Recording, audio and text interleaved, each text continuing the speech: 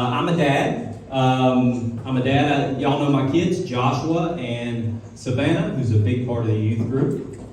And as a dad, you want to be a protector. You want to protect your family. And obviously, physically, I'm not going to be doing that. I can protect them in other ways. I can do that. So what I did was I was trying to protect them from things that maybe they're exposed to on the internet or TV. So I got this app that you can pair with like Netflix. And basically what this app does is it blocks out all of the things you don't want your kids hearing, like cussing or seeing like explicit content, right? This app's great. App's great. But the problem with this app is you gotta be careful who does the blocking. In our family, Shayna did the blocking. Yeah. And I think she thinks we bought this app for me. Because the only thing I could watch was Andy Griffith. And for some strange reason, all of the Aunt B scenes were blocked out. I think it's because Shayna didn't want me to see a woman actually cooking. You know, that was a show I was allowed to watch. The first movie I got to watch was with this app was Jaws. Y'all know Jaws, great beach movie. Movie filmed entirely on the beach. Shayna blocked out all bikini scenes in Jaws. Jaws ended up being about 13 minutes long. And I'm going to be honest with you, I don't know if the shark was the hero or the villain in the end. But I tell you one thing, he didn't wear one bikini in that entire movie. He's a very modest shark, very modest. Someone I would want my kids to be just like. That's a good celebrity role model. Be just like Jaws. But, you know, I've been married for 19 years. But I did not know some things about my wife, and I found them out on this beach trip. I found out she has 3 fears that I didn't know about. 3, right? The first was sharks. Apparently there are some that aren't good role models. Maybe they run with a rough crowd, I don't know. Then there's jellyfish, but the one that really got me was the fact that she's scared that women are going to come up to me and talk to me on the beach. I really think that is never going to happen. You know, she should probably devote that energy to something that's more likely to happen, right? Like tsunamis, or giant squid attacking, or pirates. Pirates are more likely to attack Myrtle Beach than for a woman to see me shirtless and want to come up and have a conversation. It's just not going to happen, right? And I'll tell you why. It's because I got the dad bod. Yeah. I'm very layered up right now. You might not be able to tell, but I got more rolls than Texas Roadhouse. But I have the dad bod. And you know, I read an article a couple of years back that said dad bods are in. Dad bods are the thing. Women are attracted to dad bods. Well, let me tell you, they are not. I got 20 years of adult life experience that says they are not. But, you know, it was interesting, though. I did have one day where I was like, maybe there's something to this article. I was at the skating rink with Savannah, and I was helping her skate, and I had to use the restroom. So I skated into the restroom, and when I skated out, I saw these 3 like college-age girls, right? And they were giggling and smiling at me. And I was like, whoa, what's going on? Maybe that article's for real. Maybe it is. And you know, I'm a married man, but it does make you feel good to know that that's possibly it. It could have been the fact that I was pushing one of those hot pink PVC things for balance to get the kids. But I like to think it was the dad bods. It was the dad bods. I felt really good about myself, you know. Held my chin up high, and I started to skate away. And then I felt a tap on my shoulder, right? And I was like, here we go. I'm going to have to turn around and break one of these little girls' hearts. And I turned around, and there's a little boy standing there. And he looks up at me and says, Mister, you got toilet paper on your skate.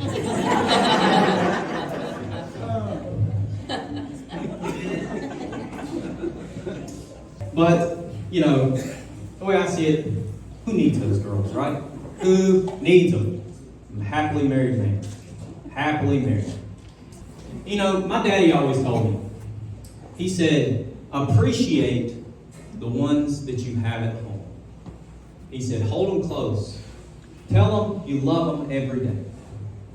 So that's what I try to do. And I consider myself an extremely lucky man. I get to spend every day with a very beautiful blonde. His name is Oliver, and he's a Labradoodle.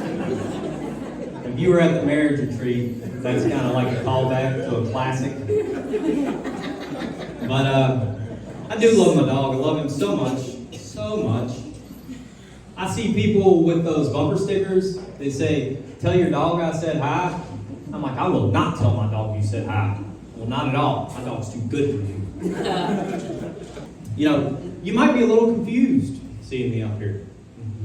They said I was the last act of the night. And I know all month long there's been a flyer with me and the dog on it.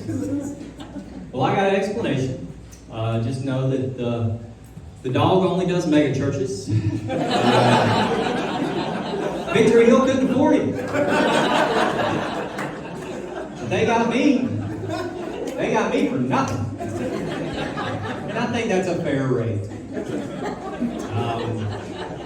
Yeah. So, I do love being here, and I love being a part of this church. I'm very happy to be a part of this church.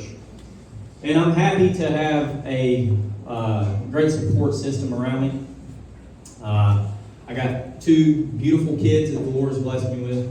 And I pick at her a lot, but Shayna's had to hear this a whole lot more than y'all have. And most of the jokes are about her. But she's been with me from the beginning. She's been with me when we didn't have a dime to our name. So last week. But when we first got together, when we were dating, we wanted to get married. And we were so poor. We didn't have enough money to pay for our marriage license. We had to scrounge up like change just to pay for our marriage license. That's a true story. It makes me laugh to think that my kids have no idea how close they came to non-existing. It really depended on how many quarters I found between the seats of my 88 Honda. Really, that's what it depended on. But kudos to Shayna. She stuck with me, and even through that, you know how hard it is to convince somebody that your life is going to go good together when it starts off at a Coinstar? I was like, maybe we'll have enough left over to pay for a Whopper Jr. Come think of it, I've never had money my entire life. Grew up without it. You kind of get a complex when you're that way, When I was growing up, we were the poorest kids on the street, and I think I developed a complex there. But there was a little boy that I used to play with that lived up the street from me, and he had like this big, beautiful brick house, and it was very nice. And inside that house, he had one of those 90s models, big screen TVs, they kind of sell on the floor with the projector screen. Y'all remember those? Yeah.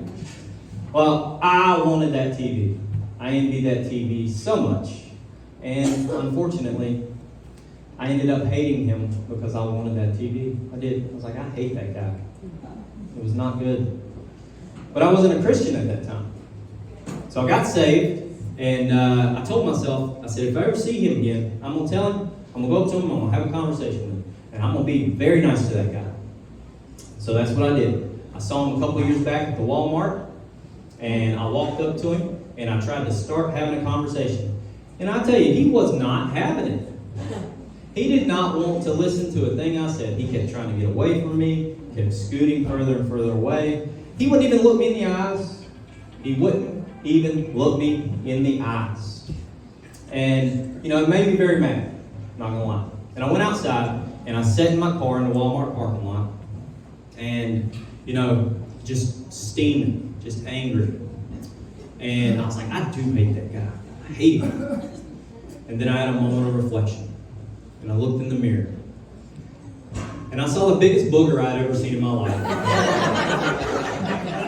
And I was like, yeah, that is the booger that the Lord sent my way. The booger of conviction. The Lord works in mysterious ways. He sent a booger to convict my soul. But, you know, that's a great joke, right? It's a great joke. Anything with boogers usually works, just by the way.